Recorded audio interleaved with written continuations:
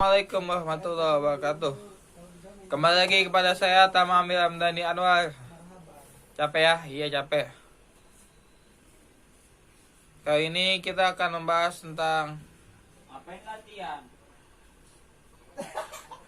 Tafsir Muhammad Husain Tobat Tobangi. Oke, sudah siap semuanya? Oke, kita mulai. Udah direkam belum ya? Oh, udah.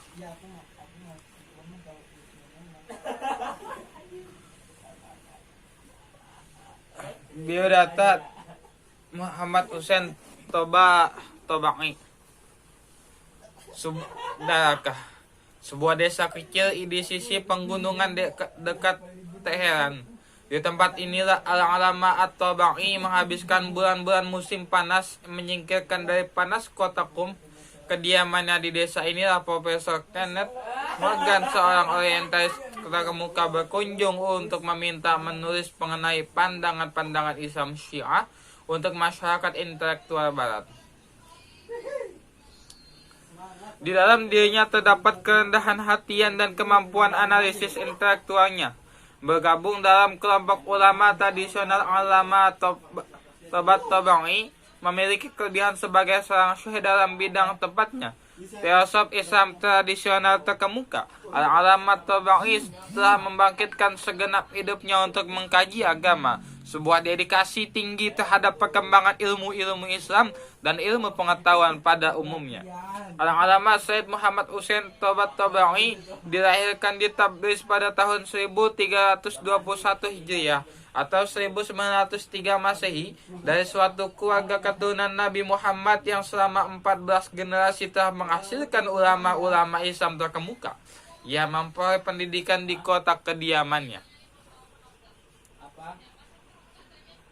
menguasai unsur-unsur bahasa dan ilmu-ilmu agama.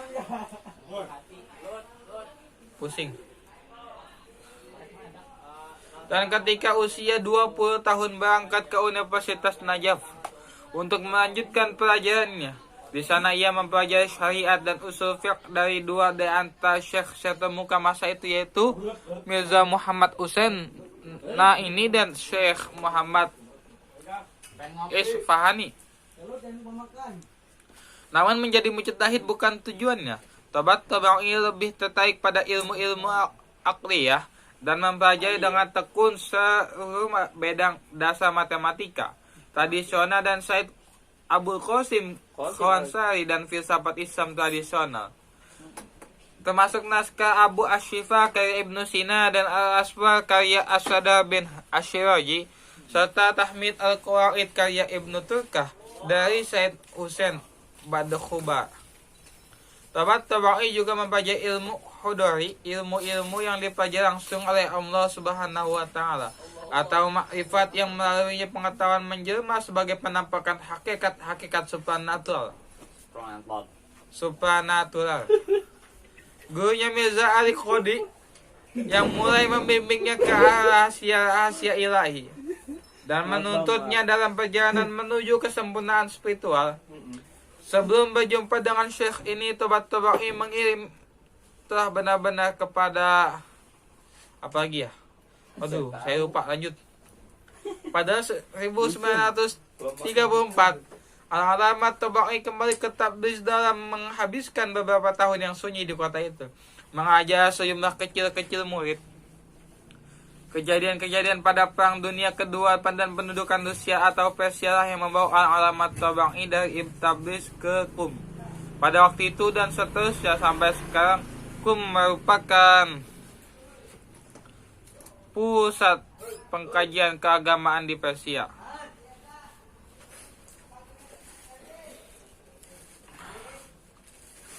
Nah, metode tafsir Muhammad Husain Tobat Tobangi dalam menulis tafsir Al-Mizan menggunakan beberapa macam perspektif, antara lain perspektif ilmiah, teknis, estetis, filosofis, spiritualitis, sosiologis, dan periwayatantis, seksitis, komunikatif. Di antara ketujuh perspektif tersebut ada tiga yang lebih menonjol, antara lain perspektif riwayat. Untuk memahami dan menafsirkan ayat Al-Quran, Tobat Tobangi menggunakan bantuan ayat-ayat Al-Quran yang terkait. Yang kedua, perspektif sosiologis. Yang ketiga, perspektif filosofis. Menurut Ali Al-Ausi, tafsir Al-Mizan memiliki karakteristik metode penafsiran berikut. Merujuk kepada literatur dalam bidang tafsir, hadis, sejarah, dan yang ditulis oleh ulama Syiah dan Sunni. Nah, yang kedua, membagi ayat kepada beberapa kelompok dan menyatukan dalam satu konteks. Yang ketiga, terlebih dahulu menjelaskan makna setiap kata dan merujuk kepada ayat lain tentang makna yang dimaksud.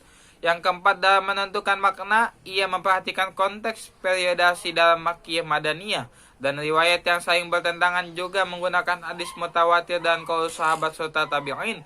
Yang kelima, menunjukkan aspek munasabah ketika menafsirkan ayat. Yang keenam, ia menganut al-ibrah bil umumi lafzi la bi khususi sabab. Yang ketujuh, menjelaskan aspek bahasa i'rab dan balaghah dan menyikap makna ayat.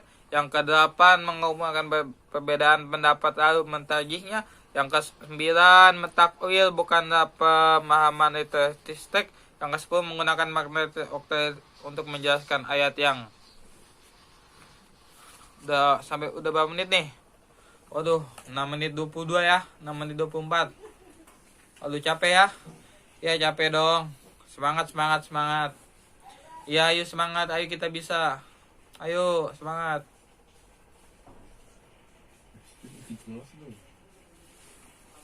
Kita lanjut ya.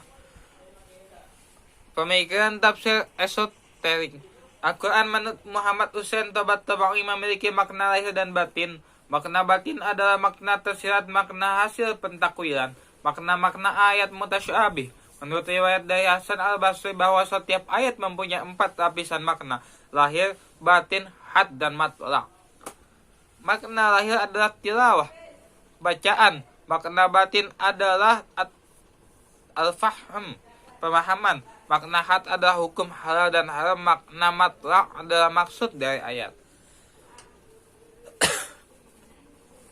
Syarat tafsir esoterik menurut Tabatabai adalah: 1. Tidak menafikan makna tekstual ayat. 2. Mentafsirkan esoterik diperkuat dari syarat lain. 3. Penafsiran esoterik tidak bertentangan dengan makna esoteriknya. 4. Tidak mengacu kepada pemahaman orang awam.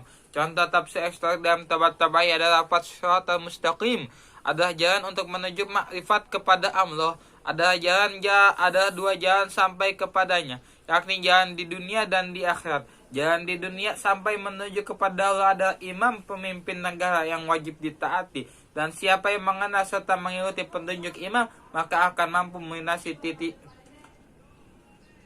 jembatan di atas neraka tersebut. Mungkin. Nah, kalau makna batinnya adalah mungkin siapa yang taat kepada Allah dan Nabi-Nya, maka ia akan selamat dalam akhiratnya. Kurang lebih nyaman, maaf, tapi Assalamualaikum warahmatullahi wabarakatuh.